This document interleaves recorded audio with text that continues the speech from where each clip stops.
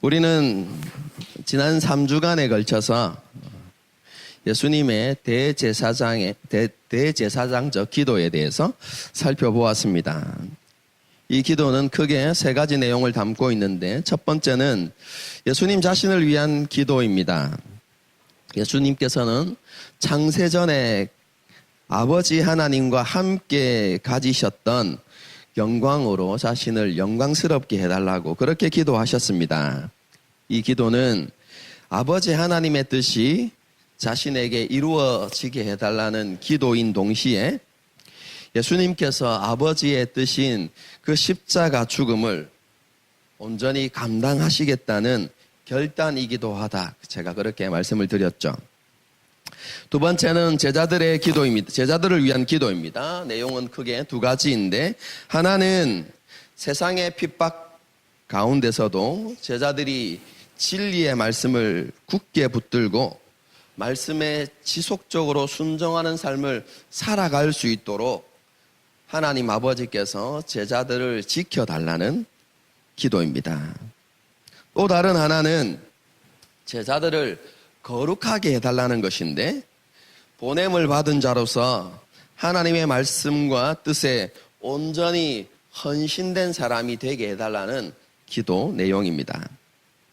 마지막 세 번째는 미래의 그리스도인들, 곧 교회를 위한 기도인데요. 예수님께서는 그리스도인들이 아버지 하나님과 예수님 안에 있게 해달라고 기도하셨습니다.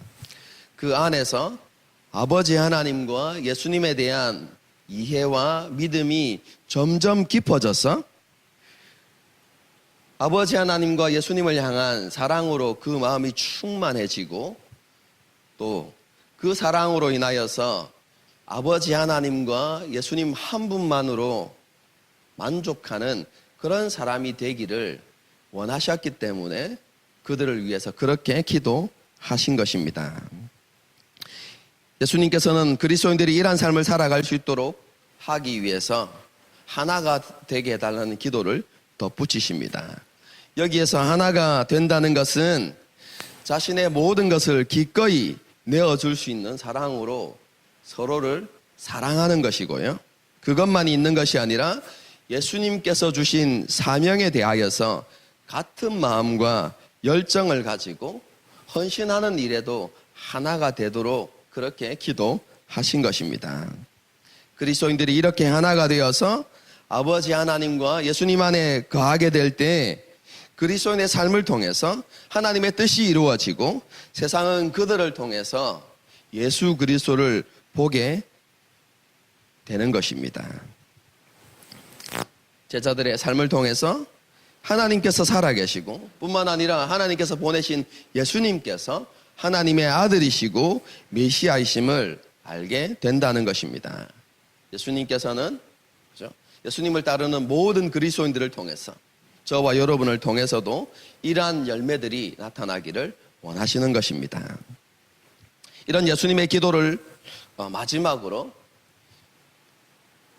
6월절 밤에 예수님의 가르침 혹은 고별 담화가 끝이 나게 됩니다.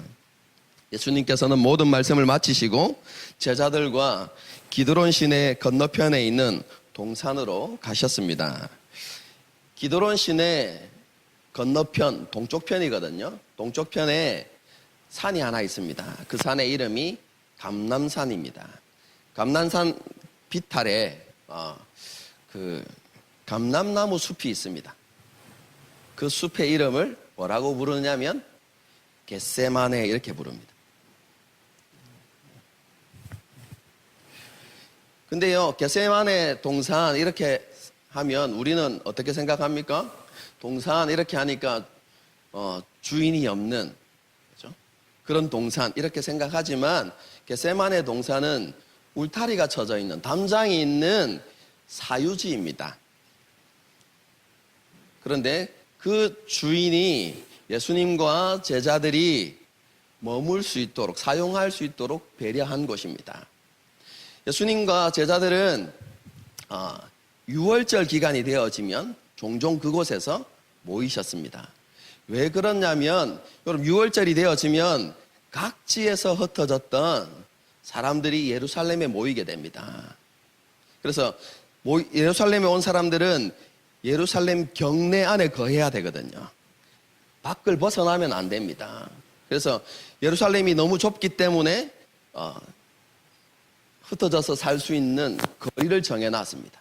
그 거리 안에 있는 동산이 겟세마네 동산입니다.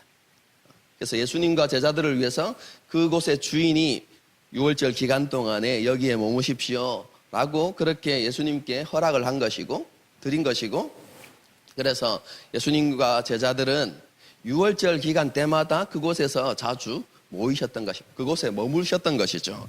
그럼 그렇기 때문에 가룟 유다도 그것을 알고 있었다 이렇게 이야기하는 것입니다. 가룟 유다는 군대와 대제사장과 바리새인들에게서 얻은 아랫 사람들을 데리고 예수님께서 계신 그곳으로 왔습니다. 여기에서 군대는 천부장이 이끄는 600명에서 1000명 사이에 로마 보병대를 이야기합니다. 천부장이기 때문에 원칙대로 하면 천부장은 몇 명을 이끄는 사람입니까? 지휘관입니까? 1000명 이렇게 돼야 되는데 보통 1000명이 되는 경우도 있지만 보통은 600명 정도 되었다고 합니다. 그래서 아마 이날 저녁에도 한 600명 되는 로마 보병대가 예수님을 잡으러 왔던 것 같습니다. 그리고 대제사장과 바리새인들에게서 얻은 아랫 사람들, 이 사람들은 누구냐면 작년에 제가 설교할 때 한번 언급했는데요. 성전 경비대, 레위 사람들로 이루어진 성전 경비대를 이야기하는 것입니다. 그냥 종들, 그냥 그 사람들이 부리는 사람들 이런 개념이 아니라, 그렇죠?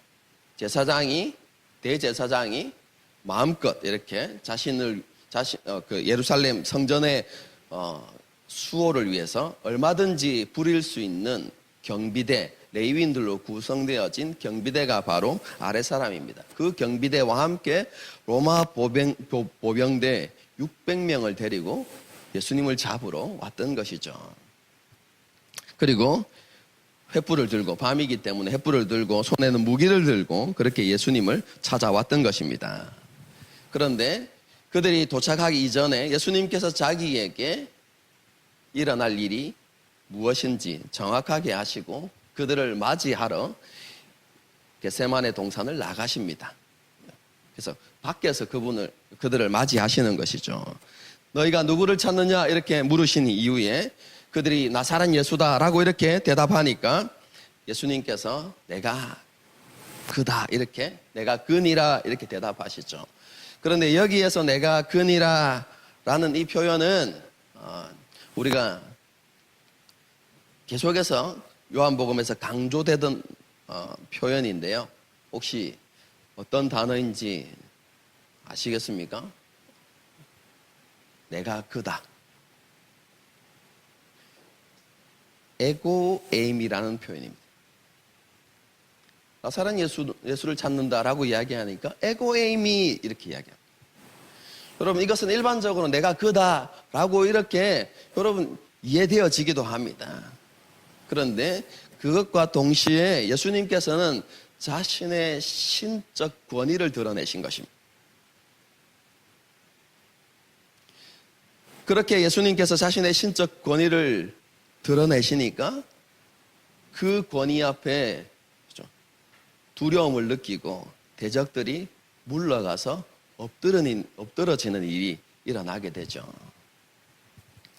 예수님께서 이렇게 자신의 신적 권위를 나타내신 것은요, 십자가를 지게 되어지는 모든 일련의 과정 가운데 예수님께서 그 모든 것에 대한 주도권을 쥐고 계시다는 것을 보여주기 위한 것입니다. 예수님께서 연약하고 힘이 없어서 십자가에 못 박혀 죽으시는 것이 아니라, 그리고 그 십자가 사건을 가룟 유다나 대적들이 주도하고 움직이는 것이 아니라 예수님께서 그 모든 것을 주관하고 계시고 스스로 선택하시고 스스로 결정하신 것이다 라는 것을 보여주기 위해서 예수님께서 자신의 신적 권위를 드러내신 것입니다. 무슨 의미입니까? 자신의 신적 권위를 드러내시면서 내가 원치 않는다면 어떻게 하실 수 있다고요?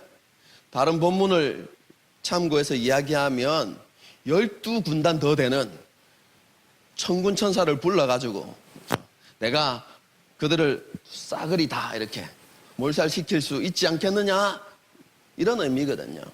예수님께서 그런 신적인 권위를 가지고 계심에도 불구하고 십자가 죽음이 하나님의 뜻이기 때문에 그것에 대해서 스스로 순종하시고 그 길을 가고 계신다는 것을 강조하기 위해서 신적 권위를 드러내셨다, 이렇게 보시면 되겠습니다.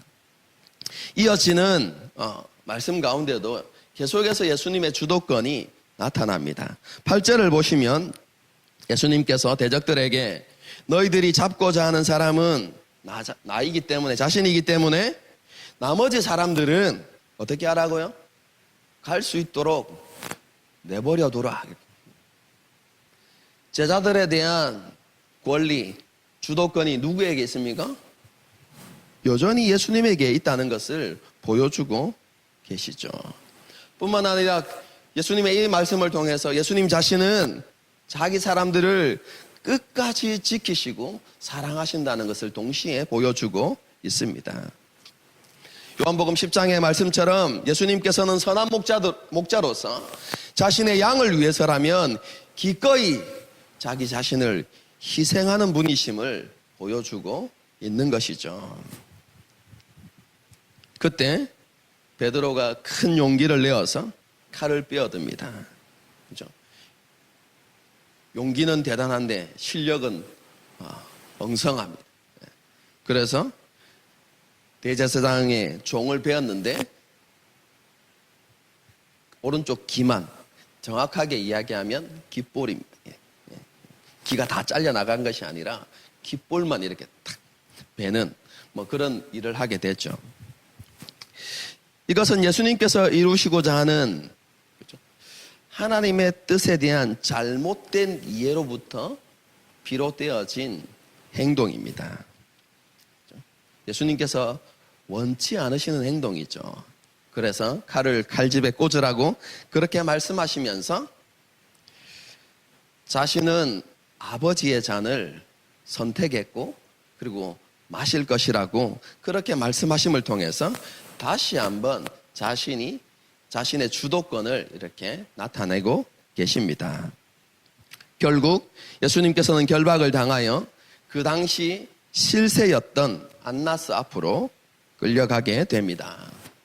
전에 제가 한번 그 당시 대제사장이 왜 2명이었는가 작년에 제가 한번 설교를 했기 때문에 더 자세히는 여러분에게 언급하지 않고요. 안나스는 빌라도의 전임 총독이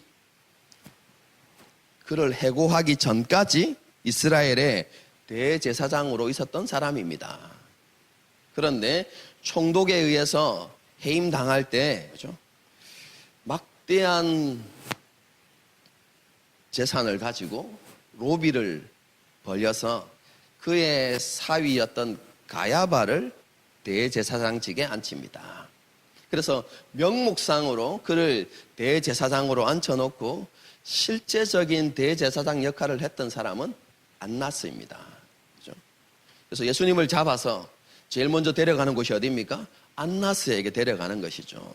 그 당시에 실세였다는 것을 이렇게 보여주는 것입니다. 그렇죠? 예수님께서 그렇게 안나스의 집 앞마당, 여긴 뜰이라고 되어 있지만 그렇죠? 앞마당으로 이렇게 끌려가실 때 베드로와 대제사장을 아는 제자 누구겠습니까?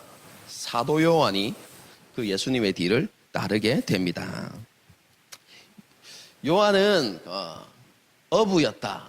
이렇게 해서 배우지 못하고 무식한 볼품없는 그런 사람이라고 생각하시면 안 됩니다. 사도 요한은요,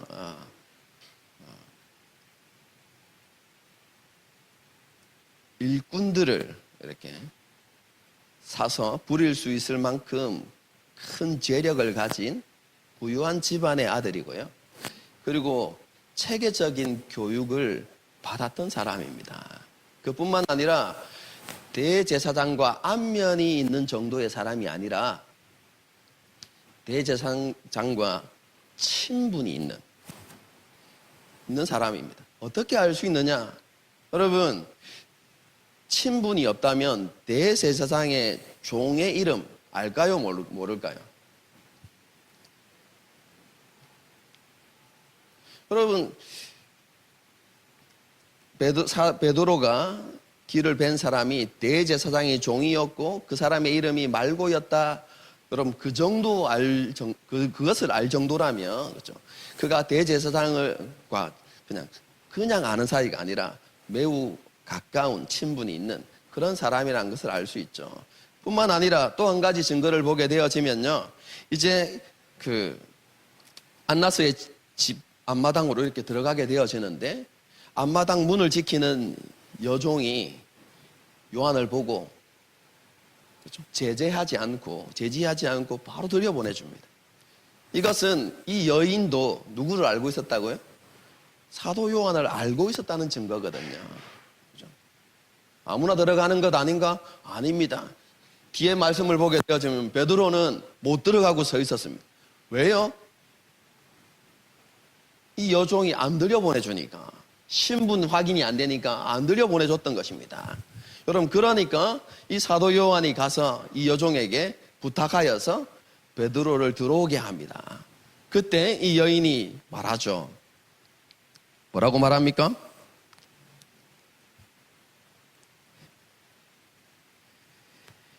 17절을 보게 되면 문 지키는 여종이 베드로에게 말하되 너도 이 사람의 제자 중 하나가 아니냐 하니 이렇게 이야기하죠. 그럼 이것을 조금 더 풀어서 이렇게 설명하면 이럽니다. 너도 예수 제자 중 한 사람은 아니겠지? 그렇지? 이렇게 물은 겁니다. 그럼 이 여종이 기대하는 대답이 뭐겠습니까? 아니다입니다. 왜 그렇습니까? 지금 예수님이 잡혀왔습니다. 그런데 이 예수님을 따르는 수많은 무리가 있습니다. 그런데 이 자리에 여러분, 사도 요한은 예수님의 제자라는 걸 압니다. 그럼에도 불구하고 안면이 있기 때문에 돌려보내줬어요. 그런데 또 다른 제자가 만약에 여러분 앞마당까지 들어온다면 그 뒤에 혹시, 그렇죠? 어떠한 불미스러운 일들이 일어날 수 있기 때문에, 그렇죠?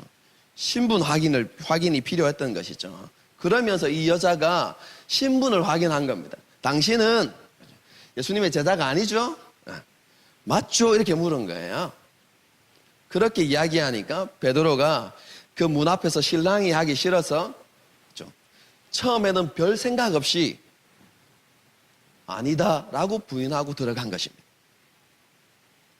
상황이 이해가 되십니까? 그렇죠? 베드로가 처음부터 예수님을 굳게 부인하기 위해서, 그렇죠? 그렇게 한 것이 아니라 문 앞에서 신랑이가 일어나는 것이 싫어서 그냥 문을 쉽게 통과하기 위해서 아무런 생각 없이 나는 예수님의 제자가 아니다 라고 하고 문을 통과한 것입니다. 여러분, 아무렇지도 않게 예수님을 부인한 것이지만 그 한 번이, 그렇죠? 예수님을 2번 부인하게 만들고 나중에는 실제로 두려움과 염려에 사로잡혀서 자신이 예수님의 제자가 아니라고 그렇게 부인하게 되어지는 시발점이 되었다는 사실을 우리는 기억할 필요가 있습니다. 어쨌든 여종에게 자신은 예수님의 제자가 아니다 라고 그렇게 이야기하고 안뜰로 들어갔습니다. 6월절 밤이었기 때문에 매우 추웠습니다. 그래서 종들과 그리고 성전 경비대가 불을 피워서 불을 쬐고 있으니까 베드로도 그곳에 서서 불을 쬐었습니다. 그리고 안나스의 신문이 시작됩니다. 안나스는 예수님의 제자들과 그의 교훈에 대해서 물었습니다. 제자들에 대한 질문은 대충 이런 것입니다.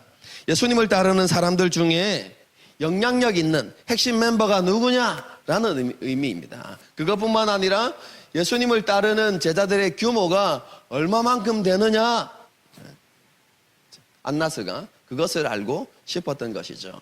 그래서 제자들에 대해서 질문했습니다. 뿐만 아니라 예수님의 교훈에 대해서 이렇게 질문했는데 이 질문의 핵심은 이런 내용입니다.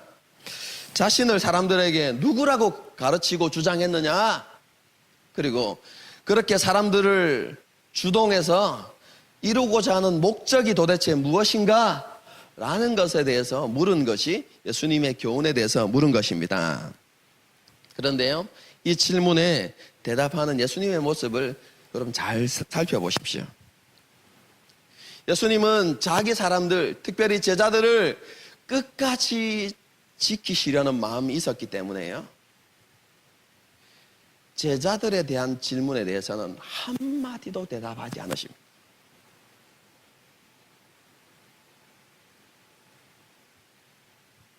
예수님께서 대답하신 내용은 예수님께서 가르치신 교훈에 관한 것인데, 그 교훈에 대해서도 자세한 내용을 이야기하는 것이 아니라 이렇게 말씀하시죠. 나는 은밀한 곳에서 가르친 적이 없다. 나는 공공장소에서 가르쳤고 말씀을 전했다. 그렇기 때문에 나의 가르침을, 그리고 나의 말씀을 들은 수많은 사람들이 있기 때문에 나의 교훈에 대해서 알고 싶으면 그것에 대해서 증언해 줄 수 있는, 말해 줄 수 있는 수많은 사람들이 있으니까 그 사람들한테 물어봐라, 이렇게 이야기하십니다. 그렇죠? 여러분, 이 예수님의 대답은요, 조금 전에도 말씀드렸지만 자신은 모든 것을 공개적으로 가르칠 만큼 떳떳하다는 것입니다. 다른, 그렇죠, 은밀한 의도나 목적이 없다는 것이죠. 나는 악한 음모를 꾸미지 않았다라고 그렇게 말씀하시는 것입니다. 여러분, 이 예수님의 선언은 지금 가야바와 그 당시 유대 지도자를, 그렇죠, 비난하시는, 그들의 잘못을 지적하시는 대답이기도 합니다. 왜 그렇습니까? 예수님은 공개적으로 떳떳하게, 그렇죠, 그렇게 행하셨는데 지금 안나스와 종교 지도자들은 어떻게 합니까? 자신의 목적을 이루기 위해서 은밀하게 계획하고, 그리고 사람들 모르게 지금 예수님을 잡아와서 자신의 목적들을 이루고 있다는 것이죠. 예수님께서는 그러한 그들과 자신이 다르다는 것을 말씀하시면서요, 동시에 지금 자신에 대한 신문이 부당한 것임을 항변하고 있는 것입니다. 왜 그렇습니까? 정상적인 재판 과정은 이렇게 이루어져야만 합니다. 여러분, 피고가 있습니다. 여러분, 고소자가 있겠죠. 여러분, 그러면 이 피고에 대한 죄를, 그렇죠, 증명할 때 누가 있어야 됩니까? 증인이 있어야 되는 것이죠. 그래서 재판장은 그 증인들을 신문해서 이 사람의 죄가 무엇인지를 밝혀내야 하는 것입니다. 여러분, 그것이 적법한 재판 절차입니다. 그런데 예수님을 지금 신문하는 자리는 그렇지 않다는 것이죠. 누가 없습니까? 증인들이 없는 것이죠. 그리고 이 재판장이 뭐 하고 있습니까? 이 피고인 예수님을, 그죠, 예수님의 대답을 통해서 지금 예수님의 죄를 찾으려고 하고 있는 것이죠. 여러분, 이런 불합리한 재판에 대해서 예수님께서 뭐라고 이야기하십니까? 증인들을 데려다가 내 죄를 물어야 하지 않느냐라고 예수님께서 그렇게 이야기하신 것입니다.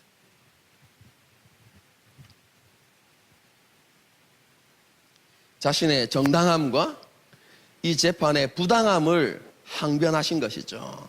그렇게 말씀하시니까 대제사장의 아랫사람, 여기 아랫사람은 누구겠습니까? 성전 경비대가 예수님의 뺨을 손바닥으로 이렇게 치게 되죠. 그러면서 대제사장에게 왜 이렇게 무례하냐 이렇게 이야기를 하는 모습을 보게 됩니다. 그런데 예수님께서는 물러서지 않으시고 자신은 공정한 재판을 요구한 것이고 자기에게는 아무런 잘못이 없다고 말씀하시면서 나를 친 이유가 무엇이냐 이렇게 당당하게 이야기하시죠. 이런 당당함을 보면서 안나스는 더 이상 예수님을 통해서 어떤 대답을 들을 수 없다고 판단했던 것 같습니다. 그래서 그를 누구에게 보냅니까? 가야바에게 보냅니다. 왜요? 실질적 대제사장 역할을 하고 있는 사람은 자신이지만 행정상으로 로마 총독에게 고발하기 위해서는 그 당시에 명목상이긴 하지만 대제사장으로 있었던 가야바의 고소가 필요하기 때문에 그렇습니다. 그래서 자신이 신문하는 걸 거치고 가야바를 통해서 예수님을 빌라도에게 고발하기 위해서 예수님을 그리로 보낸 것입니다. 이렇게 예수님에 대한 불법 신문이 이루어지고 있는 동안 앞마당에서 가야바의 집, 안나스의 집 앞마당에서 또 하나의 사건이 일어나죠. 불을 쬐고 있으니까 불빛에 의해서 베드로의 얼굴이 드러난 것 같습니다. 그러니까 그 중에 있던 한 사람이 당신도 예수님의 제자인 것 같은데? 라고 이렇게 이야기한 것입니다. 두 번째는 그 말입니다. 당신도 예수님의 제자인 것 같아 이렇게 얘기하니까 아니다 라고 이야기하죠. 그때 말고의 친척되는 한 사람이 더 정확하게 이야기하죠. 겟세마네 동산에서 네가 말고의 귀를 베는 그 순간 내가 그 자리에 있었는데 라고 이야기하는 거죠. 내가 그 자리에 있었는데 너도 예수님의 제자가 확실하다 라고 이야기하니까 베드로가 당황하여서 아니다 라고 이렇게 부인했고 그때 닭이 울었다. 지금 이 본문이 그렇게 이야기하고 있는 것입니다. 지금까지 오늘 본문을 살펴보았는데요. 오늘 우리가 살펴본 본문에는 두드러지게 나타나는 것이 있습니다. 그게 무엇이냐면 예수님의 모습과 베드로의 대비되는 모습입니다. 예수님께서는 자기를 신문하는 자 앞에서 아무것도 부인하지 않고 당당하게 사실을 말씀하고 계십니다. 하지만 베드로는 자신을 신문하는 자 앞에서 겁을 먹고 모든 것을 부인하는 모습을 보여주고 있습니다. 예수님께서는 자기를 기꺼이 희생하면서까지 제자들을 끝까지 지키시려는 모습이 나타납니다. 그래서 안나스가 제자들에 대해서 물을 때 예수님은 그 질문에 대답하지 않고 안나스의 모든 관심이 자신에게만 집중되도록 하셨어요. 제자들에게 해가 미치지 않도록 하기 위한 행동이었습니다. 하지만 베드로의 모습을 보십시오. 그의 관심은 예수님의 안위에 있지 않고 오직 자기 자신의 안전에 있었습니다. 그래서 스승이고 주 대신 예수님을 3번이나 모른다고 부인하는 그런 모습을 보여주고 있는 것이죠. 우리는 두려움과 염려 속에서 예수님을 부인하는 베드로의 모습 속에서 연약하고 부족한 우리의 모습을 발견하게 됩니다.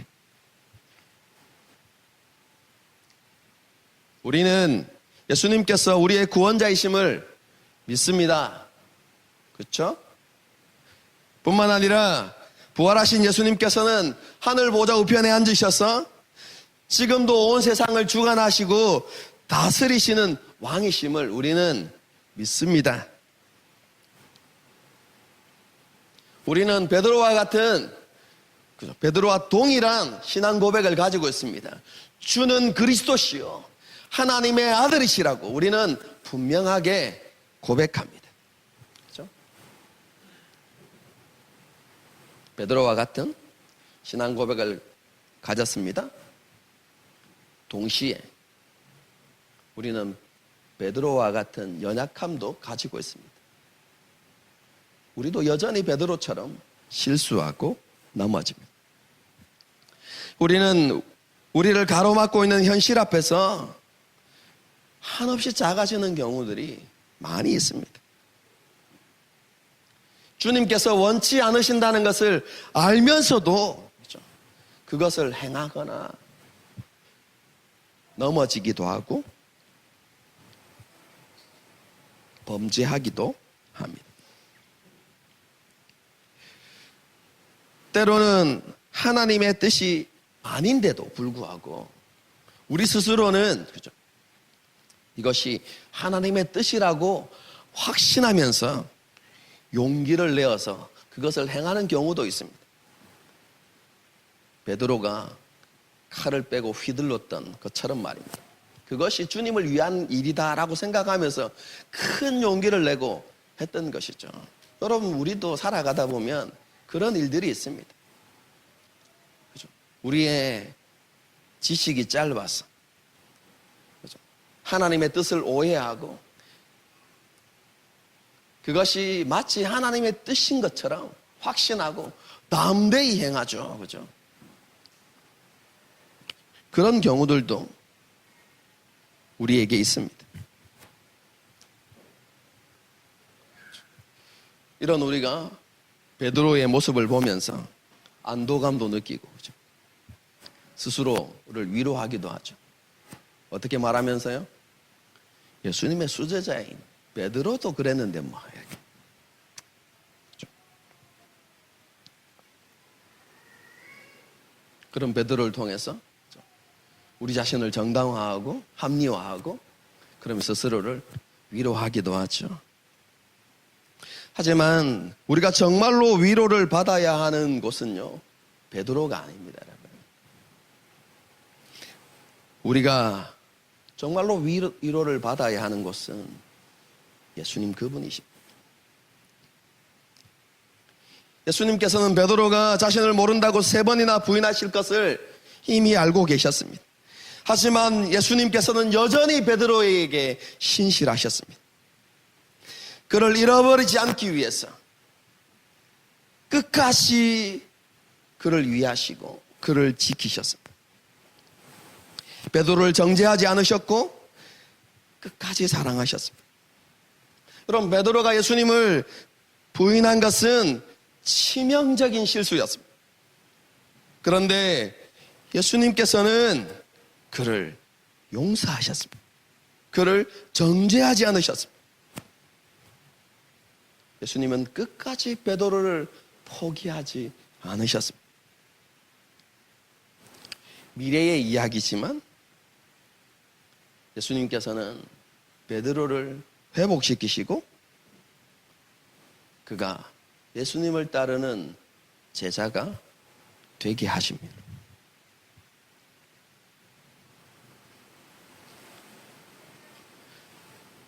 예수님께서는 저와 여러분에게도 언제나 신실하신 분이십니다. 예수님께서 저와 여러분을 포기하시거나 버리는 일은 결단코 일어나지 않습니다. 예수님께서는 자기 사람들을 사랑하시되 끝까지 사랑하시는 분이십니다. 자기 사람들을 끝까지 지키시는 분이십니다. 우리는 넘어지고 실수하고 때로는 행동으로 예수님을 부인하지만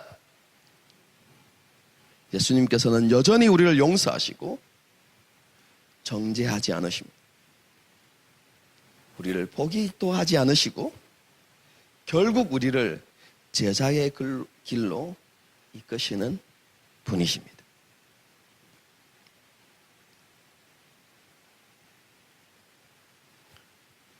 혹시 이렇게 생각하는 사람이 있습니까? 목사님, 예수님이 베드로니까 그렇게 하셨죠. 나중에 그가 어떤 사람이 될지 예수님은 다 하셨잖아요. 이렇게. 그러니까 나 같은 사람은 아닐 거예요. 혹시 이렇게 생각하는 분이 있으십니까? 그럼 이렇게 생각하는 사람들을 위해서요, 사도 요한이 본문에 등장시킨 한 사람이 있습니다. 그 사람이 누군지 아십니까?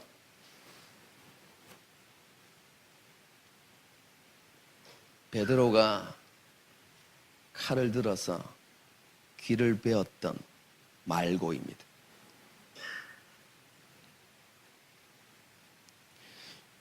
그 말고는요, 유대인이 아니라 이방인입니다. 여러분, 율법을 알면 쉽게 알 수 있습니다. 율법에는 그가 가난해진 경우를 제외하고는 유대인을 종으로 삼을 수 없습니다. 율법은 유대인이, 이스라엘 백성이 이스라엘을 종으로 삼는 것을 금지하고 있습니다. 설령 그가 가난해져서 희년이 이르기까지 그를 자신을 팔았다 할지라도 하나님은 뭐라고 말씀하시냐면 그를 종으로 취급하지 말고 일꾼으로 대접하라, 이렇게 이야기해요. 그래서 여러분, 유대인은 유대인을 종으로 삼지 못합니다. 하물며 대제사장이 율법을 어기고 유대인을 종으로 삼을 수 있겠습니까? 율법만 이해해도 이 사람은 유대인이 아니라 이방인이라는 것을 알 수 있습니다. 뿐만 아니라 이름조차도 이방인의 이름입니다. 여러분, 그는 유대인이 아니고 이방인이었습니다. 그리고 그의 신분은 조금 전에도 언급했지만 종이었습니다. 그럼 그 당시 상황을, 시대적인 배경을 조금이라도 이해한다면 그가 유대인으로부터 어떤 대접을 받았는지, 어떤 취급을 받았는지 너무나 쉽게 이해할 수 있습니다. 그는 유대인들이 경멸하는, 멸시하는, 그렇죠? 유대인들이 개라고 부르는, 그렇죠? 개 같은 존재, 이렇게 이야기하는 이방인이었습니다. 그런데 이 이방인 중에서도 신분이 높은 계급이 아니라, 높은 사람이 아니라 가장 비천한, 그럼 그 당시 주인의 재물로 인식되어지는 인격적인 존재가 아니라 그냥 단순히 주인의 재물로 취급되는 종이었습니다. 그럼 그 당시 종이 다치거나 상처를 입는 것에 대해서 주인은 크게 관심을 가지지 않았습니다. 그런데 유대인이 이방인의 종을 보면서 그럼 관심을 가졌을까요? 그런데 예수님께서 그 멸시받고 천대받던 그 말고를 향하여서 관심을 보이십니다. 그럼 예수님과 말고의 관계를 한번 생각해 보십시오. 친밀한 관계입니까? 한마디로 이야기하면 원수지간 아닙니까? 지금 예수님을 잡기 위해서 왔던 사람입니다. 그런데 예수님께서 그런 말고를 긍휼히 여기시고 그를 만져서 고쳐주십니다. 오늘 본문에 나타나지 않지만 우리가 다른 복음서를 보게 되어지면 예수님께서 그 말고의 귀를 만지셔서 그를 고치십니다. 여러분, 만지셨다라는 단어에 주목해야 됩니다. 왜냐하면 유대인들은 이방인을 부정한 존재라고 생각했습니다. 그래서 만지는 건 고사하고 이방인의 땅을 지나는 것만으로도 부정하게 생각했어요.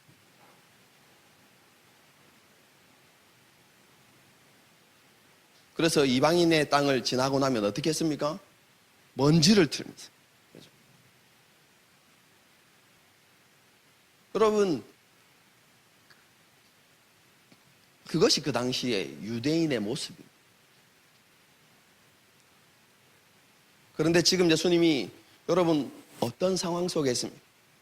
자신을 온전히 구별하여서 자신을 온전히 구별하여서 하나님 앞에 자신을 희생제물로 드리려고 하는 여러분 그 순간에 있습니다.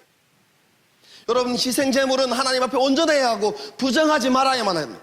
여러분, 그럼에도 불구하고 예수님께서 그 이방인이었던 말고를 긍휼히 여기시고 어떻게 해요? 그를 만지시고 여러분 그를 고쳐주셨다는 것입니다.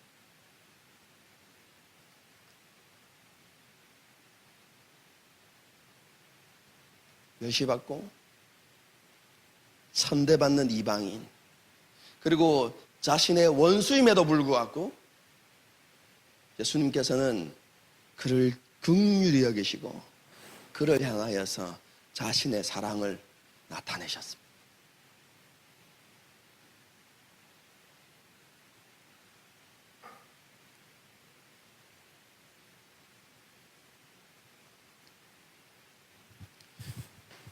여기에서 나는 말고보다 못한 사람이다 라고 생각하는 사람 혹시 있습니까? 손을 한번 들어보십시오.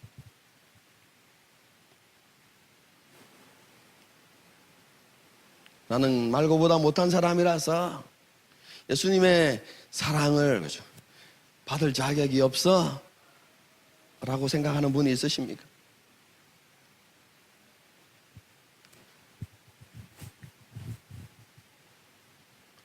혹시 그렇게 생각한다고 해도 예수님은 그보다 더 비천한 존재일지라도 그 사람을 긍휼히 여기시고 사랑하신다는 사실을 우리는 알아야만 합니다. 하나님은요, 저와 여러분에게 끝까지 신실하십니다. 그리고 우리를 향하여서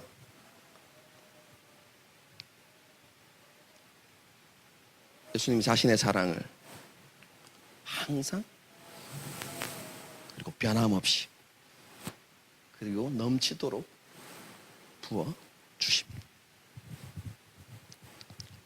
그 사랑을 한번 신뢰해 보시지 않겠습니까?